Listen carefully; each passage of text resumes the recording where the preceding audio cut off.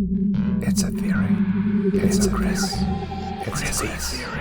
Chrissy Chris. Chrissy Chris. Chris's crazy theory. Tinfoil Hat 2.0. And I think Oh, you upgraded. I upgraded. Unlike Crap. this sequel. Oh my gosh, it's all shiny and gold and, I feel light like reflecting. I feel like I put more effort in than the studio did just for this. Oh my god. I'm embarrassed to wear this now. I can't wear this next to that. Disgusted by myself. No, all right, I'll put it back. But that looks freaking awesome. Make your theory, child.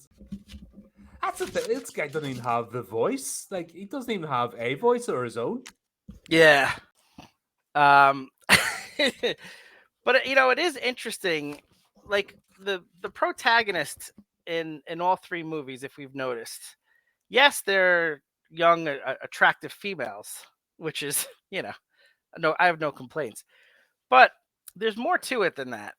So just to bring the audience up to speed, so in this movie we have Diana, a college student, and yes, she clearly is the one that takes the stone and kind of starts the ball rolling with the Djinn being released, unlocked. I was going to say.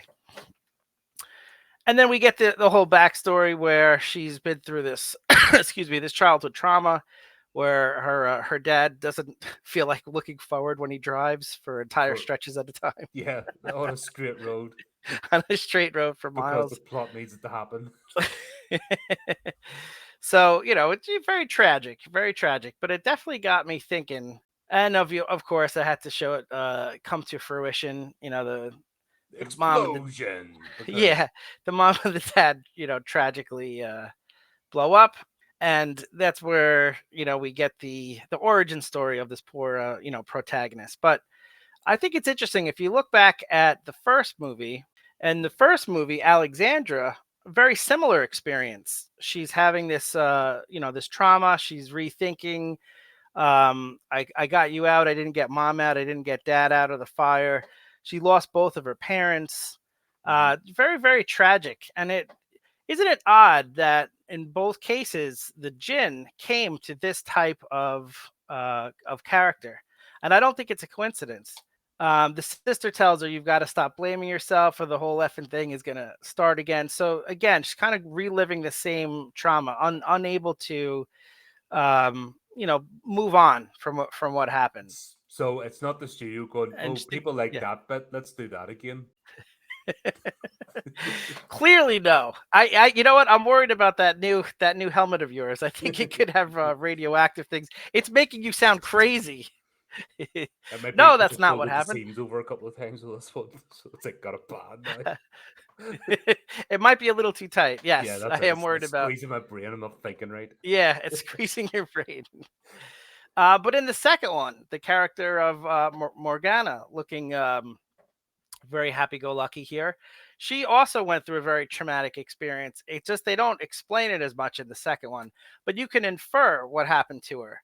She's living alone, and when she's being presented with this, awful tragedy where her boyfriend dies and this evil creature is threatening to kill all of humanity, at no point does she ever go to a friend or to her parents. So it's inferred that she's been on her own for a long time. She's turned to a life of crime.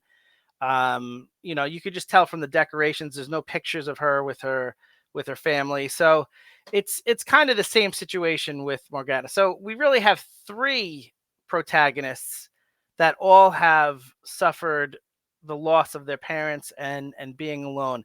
And I think there's a reason why the Djinn is connected to them. So from the beginnings of, the written word, there's been a lot of stories about orphans, all the way from the Adventures of Oliver Twist, Miss Peregrine. This is a little bit more, current day, Miss Peregrine's Home for Peculiar Children, even as far back to the Brothers Grimm with Hansel and Gretel. You have this situation where the most vulnerable in our society are younger people that have lost their parents and now have to confront the evil in the story on their own without that support system. And I think that's a reason. Now you might say, well, the characters are the ones that have opened up the Djinn. They're the ones that open the jewel.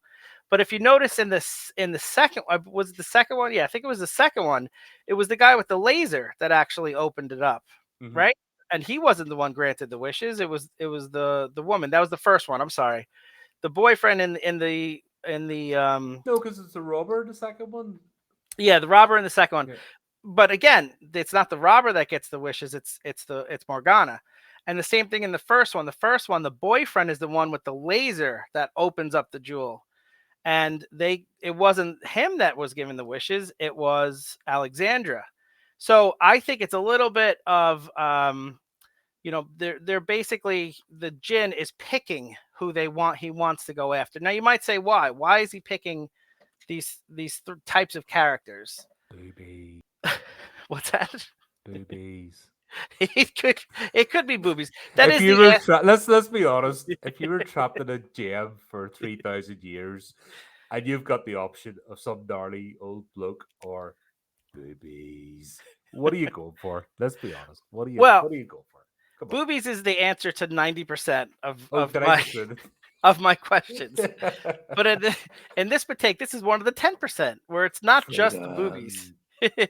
But think of it, orphans are the most susceptible of society. They're the ones that want things to change. They're the ones that are most likely to wish for change. So if a Djinn is gravitating towards that type of a person who's been through a childhood trauma, who's trying to forget the past or change the past, they're the most likely to complete their wishes and change reality, which is perfect for what the Djinn wants. The Djinn wants the person to make the wish. So today's recipe: how to make a Djinn: 1 pint of orphan, preferably female, preferably hot, 1 dash of depression, ready for wishing, and here comes a Djinn right in your kitchen. Today's theory: the Djinn seeks out orphan young women as the most likely to wish for their reality to change. That is my That theory. Yeah, that's 100% more effort than the script of this movie.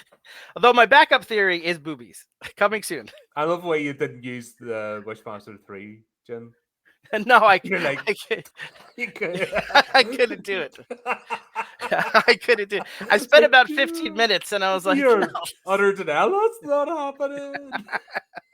that was my wish. What do you wish? I wish Andrew Table would come back. That's right. Oh, brilliant. Well, then, there you go, folks.